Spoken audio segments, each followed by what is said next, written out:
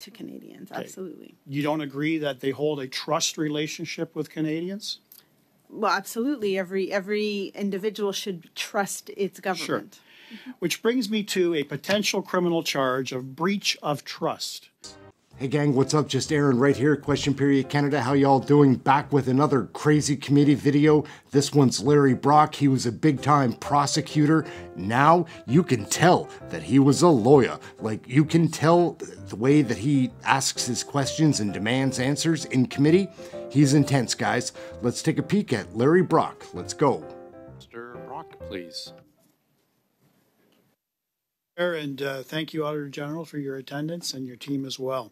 I'm going to preface my questions with a comment. And since you released your reports, three reports last week, I've heard from hundreds of Canadians who have expressed their profound disappointment in this NDP Liberal government that over the course of almost 9 years consistently demonstrate a lack of adherence to basic procurement rules.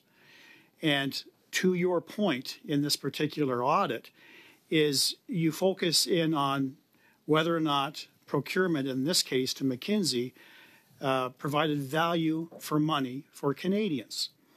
And I take a look at your overall message, and you indicate quite clearly that federal contracting and procurement policies exist to ensure fairness, transparency, and value for Canadians, but they only work if they are followed. So I'm hearing that, yes, the auditor is making recommendations, and the department heads and organizations are saying, yes, we'll agree to follow those recommendations. But they already know what the rules are, and they're not following it. And every audit that I have been privy to from your office consistently shows a pattern of disrespect for taxpayer monies. So the question to you is, how do you define value for money from an auditor's perspective? So that's not always a simple question to answer. In this case, we did outline in our audit report, I'm just trying to find the paragraph for you, it's paragraph 28, where we listed elements that we were searching for to demonstrate value for money. I would have told you that value for money during the pandemic might have been evaluated in a slightly different way than it should be evaluated in the normal course of business.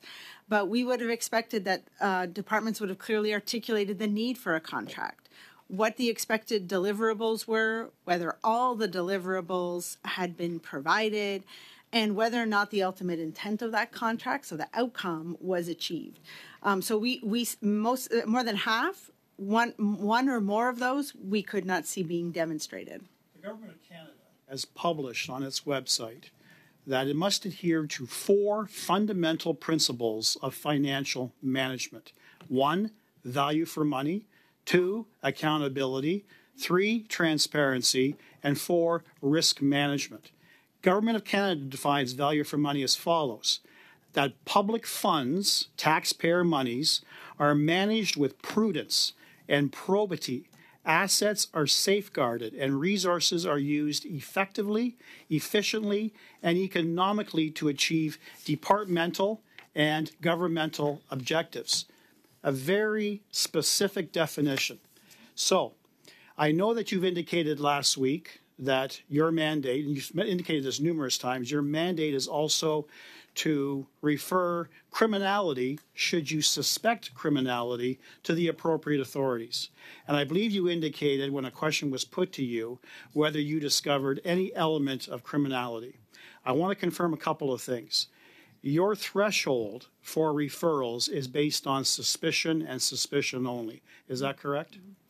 I mean, it is very rare that we would refer something to the RCMP or to law enforcement before our work is made public. But we're always happy to talk to the RCMP once it's out there. But we have not made a referral in this case. Do you agree that the Government of Canada holds its position as a trustee over public funds? Do you agree with that statement? That it holds its position? That it performs the role as a trustee over public funds. Do you agree with that statement? I agree that it should be using public funds in a way that brings the best value to Canadians. Okay. Absolutely. You don't agree that they hold a trust relationship with Canadians?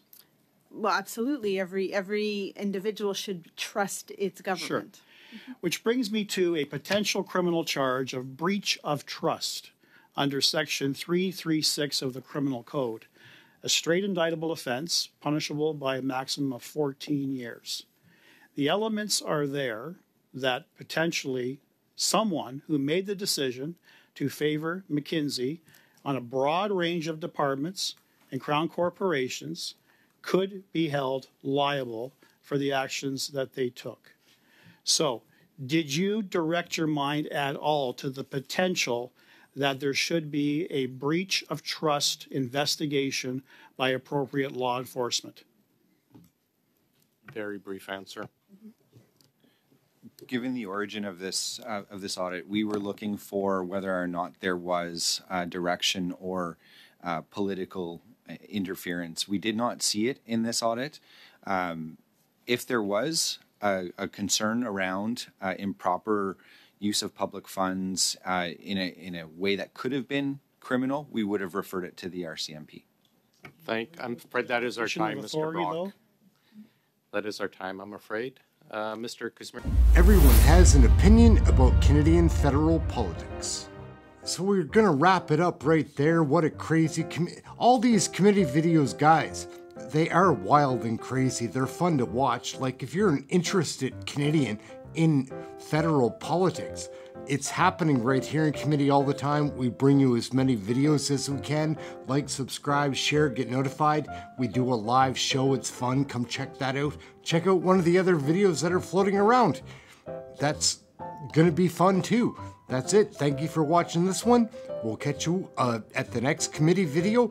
There's always something interesting to share as we learn about Canadian federal politics. Catch you next video.